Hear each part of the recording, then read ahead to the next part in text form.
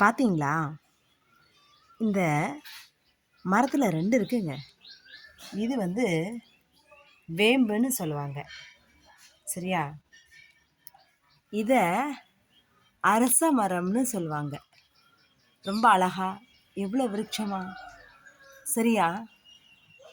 பார்த்துட்டிங்களா? வேம்பு, அரச மரம், வேம்பு மரம் 2ம் சேர்ந்து அழகாக ஒன்றிணைஞ்சு ஒன்று விட்டு ஒன்று பிரியாமல் அழகாக இருக்குது. பிடிச்சிருக்குதா? இந்த மரம் பார்க்க உங்களுக்கு ரொம்ப பிடிச்சிருந்துச்சா? லைக் பண்ணீங்களா? இன்னைக்கு சொல்ல போகிற விஷயம் அதே தான். ஆலமரத்தை இந்த குரு சரித்திரம்னு கதைகள் படிச்சிருக்கீங்களா?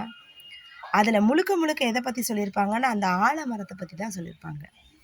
ஆலமரத்துக்கு கீழே ஒரு பிள்ளையார் கோவில் இருந்தால் என்ன பண்ணும்? அரச மரத்துக்கு கீழே ஒரு பிள்ளையார் கோவில் இருந்தால் அந்த அரச மரத்தில் என்ன பண்ணுமா, பல்வேறு பாவ கதைகளை அது விடுவிச்சு சொல்லுமா.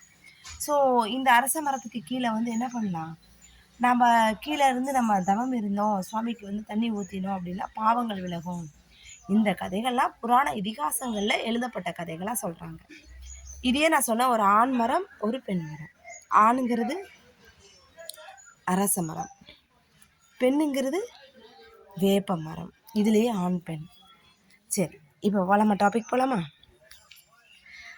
தவறு செய்கிறதுல பெஸ்ட்டு யார், ஆணா பெண்ணா? குற்றவாளிகளாக வளர்க்கப்படுறதுல ஆணா பெண்ணா? வருவோமா கதைக்கு? அம்மா அப்பா ஒரு நல்ல வாழ்க்கையில எடுத்து வளர்க்குறாங்க, நம்மளை வாழ வைக்கிறாங்க, சரியா? அப்படி வாழ வைக்கக்கூடிய அந்த வாழ்க்கையில் நம்ம என்ன பண்ணுறோம், ஒரு ஸ்டேஜ் வரைக்கும் அம்மா அப்பா பேச்சு கேட்குறோம். இன்னொரு ஸ்டேஜ் வரும்போது என்ன பண்ணுறோம், மேரேஜ் ஆகுது, குடும்பம் பெருசாகுது, உழைக்க வேண்டிய தருணங்கள் வருது.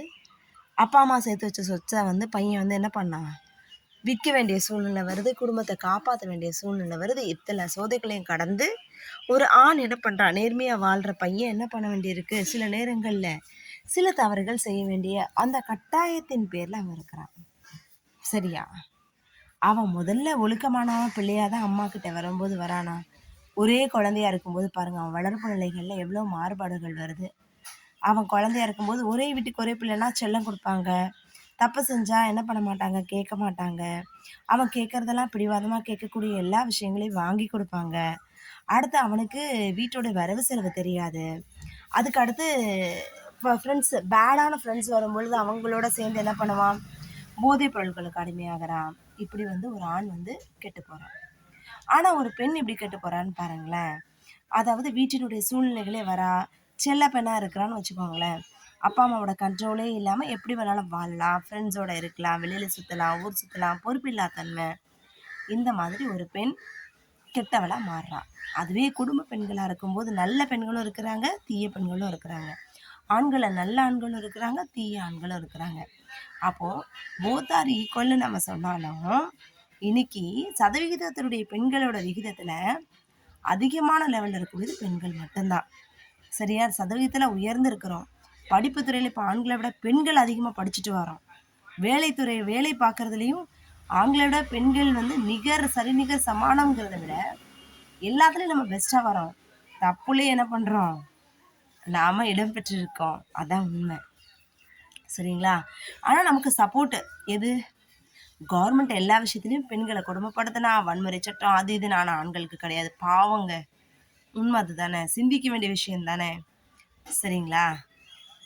நீங்களும் உங்களோட பாயிண்ட்ஸ் நிறைய இருந்ததுன்னா என்ன பண்ணுங்கள், கமெண்ட்ஸை நிறைய கொடுங்க வரிசையாக. இன்னும் நீங்கள் சொல்ல வேண்டிய விஷயங்கள் நிறைய இருக்குது, ஓகேவா? ஸோ அதெல்லாம் லிஸ்ட் அவுட் பண்ணுங்கள்.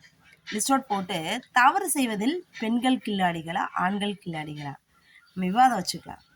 ஏன் அப்படின்னா அந்த விவாதத்துக்கு ஒரு கேள்வி பல பதில்கள் இருக்கும். பலவிதமான விஷயங்களை என்ன பண்ணுவோம், அனலைஸ் பண்ணி நிறைய விஷயங்களை நம்ம பேச முடியும். அதுக்காக தான், சரியா? இன்றைக்கி சொன்ன கருத்து பிடிச்சிருந்தா லைக் பண்ணுங்கள், ஷேர் பண்ணுங்கள், கமெண்ட் பண்ணுங்கள் அண்ட் சப்ஸ்கிரைப் பண்ணுங்கள்.